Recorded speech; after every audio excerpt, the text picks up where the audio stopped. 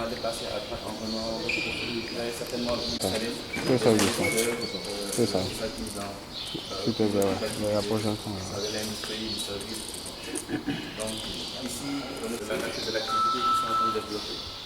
Donc, William gère la partie cargo ici sur la zone économique et gère aussi une partie plateforme.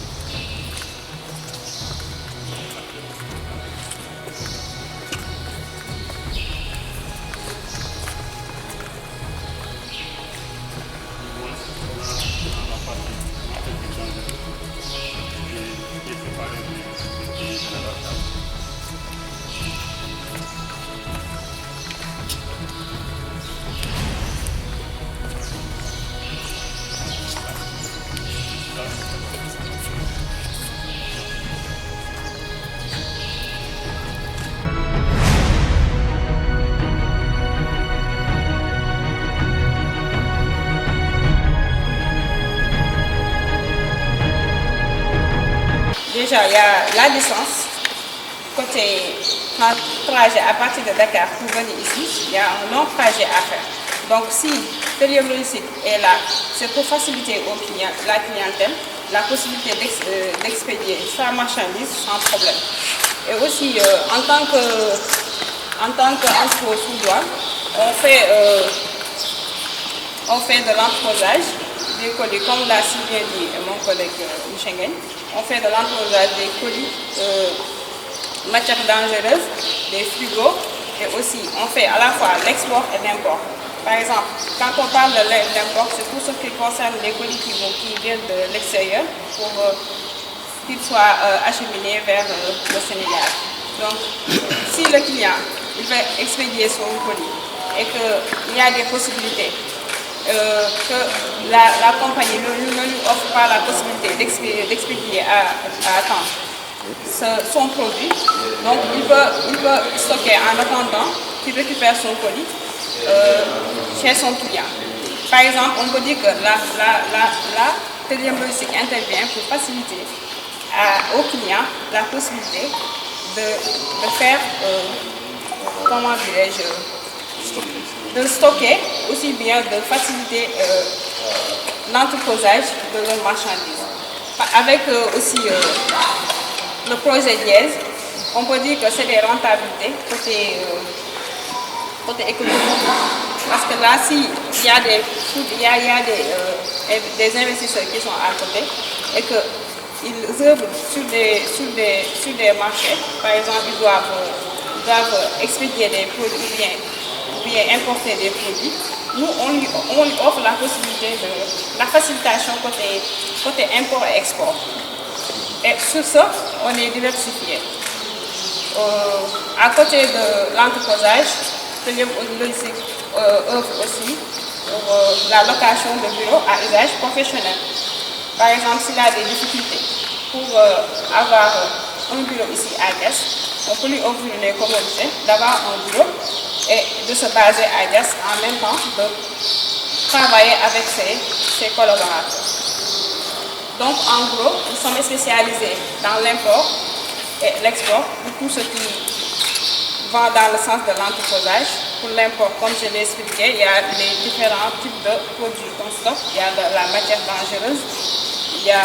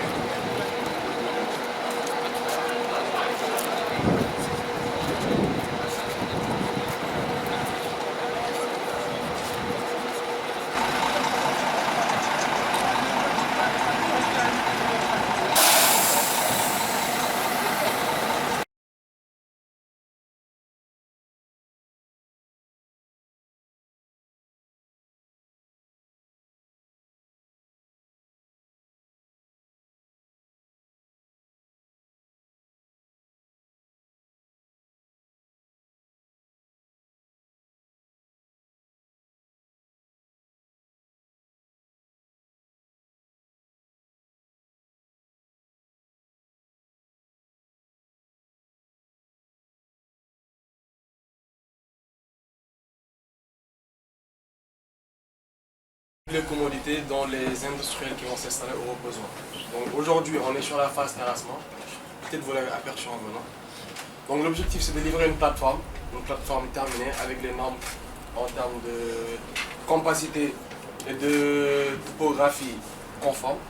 Et puis derrière, il y aura des aménagements pour l'adduction en eau potable, il y aura l'électricité, il y aura le télécom, il y aura des voiries qui sont aménagées pour accueillir aujourd'hui les poids lourds qui vont rentrer dans la zone. Donc tout est dimensionné pour apporter en tout cas une plateforme et une infrastructure qui sera dimensionnée pour recevoir tous les entreprises, toutes les industries qui devront s'installer et pour qu'ils puissent avoir une exploitation la plus optimale possible. Donc peut-être Ben, je vais te laisser développer et après je reviens sur les avancements, ce qu'on a pour le moment et les projections qu'on a. Okay. Donc aujourd'hui on est en plein sur le terrassement. Aujourd'hui l'avancement global du projet, on est à peu près à 16%. Donc comment on marche? Aujourd'hui il y a la phase terrassement déjà, on fait la plateforme. Ce qui est en cours, on est sur une zone très dense avec beaucoup de roches. Donc c'est ça qui explique la difficulté des travaux. Donc aujourd'hui le terrassement est à peu près à 42%, ce qu'on est en train de faire. On a 500 000 m3 de déblai. On a commencé les travaux proprement dit au mois de janvier. On a à peu près 500 000 m3 de déblai à faire et 400 000 m3 de remblai. Donc les deux se complètent. On est sur une opération de déblai remblai pour faire la plateforme. Donc voilà, aujourd'hui terrassement 42% avec une fin estimée vers le mois d'octobre pour le terrassement. Aujourd'hui, les études sont en cours pour l'adduction en eau potable. On est en contact. Ce qu'il faut savoir, c'est un projet qui implique beaucoup de parties prenantes de l'administration. On est en rapport avec les préfets, la village, on est en rapport avec la SONES, avec la CENO, avec la Signalette, avec la RTP, avec beaucoup de parties prenantes de l'État. Aujourd'hui, les études sont en cours pour l'adduction en eau potable, pour l'amener de l'électricité, pour la télécom, également pour l'assainissement conduisé, parce qu'il y aura un assainissement conduisé avec l'ISTEC, dans une station de filtration. Il y aura également de l'assainissement pluvial, avec les eaux qui seront drainées vers des points bas, qui seront récoltées et puis qui seront réutilisées pour les villages probablement pour développer l'agriculture, aussi bien dans l'ASES, aussi à l'extérieur de l'ASES. Voilà, aujourd'hui on a à peu près un projet qui était estimé sur 24 mois, pour le moment on est dans les temps. On est sur une fin estimée normalement vers le troisième trimestre de 2025. Et puis avec une installation qui se fera au fur et à mesure. Parce que nous, l'objectif l'essentiel, c'est de livrer une plateforme et de commencer à ramener les commodités. Les entreprises qui veulent s'installer, ils pourront s'installer. On pourra voir comment ils pourront avoir de l'eau pour pouvoir déjà construire leurs infrastructures. Et puis comme ça, peut-être qu'il pourra y avoir un chevauchement entre l'installation des industries et les travaux à un moment. C'est ça l'objectif. Voilà. Donc aujourd'hui, pour faire gros, comme j'ai dit, à peu près 16% d'avancement de travaux. Les études sont en cours pour que les travaux ne soient jamais arrêtés par rapport aux études. Donc c'est un chevauchement qui se fait ensemble. Et puis c'est un projet pour le moment, en tout cas, qui avance bien. Et normalement, on devrait être dans les temps pour terminer.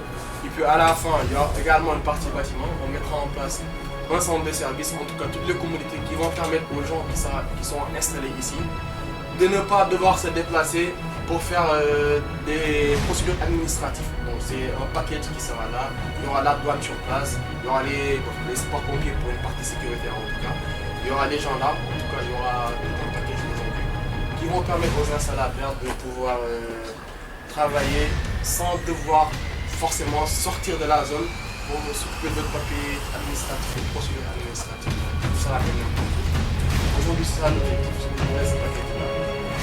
En tout cas, dans les normes du génie civil, comme on dit, parce que l'essentiel, c'est pas de livrer aujourd'hui un ouvrage ou une infrastructure, si je peux l'appeler comme ça, pas pérenne. L'objectif, c'est de mettre en place aujourd'hui une infrastructure qui sera pérenne, qui sera durable, qui permettra aux installateurs de faire Si vous avez d'autres questions par rapport à ça, vous avez dit que les études sont quoi?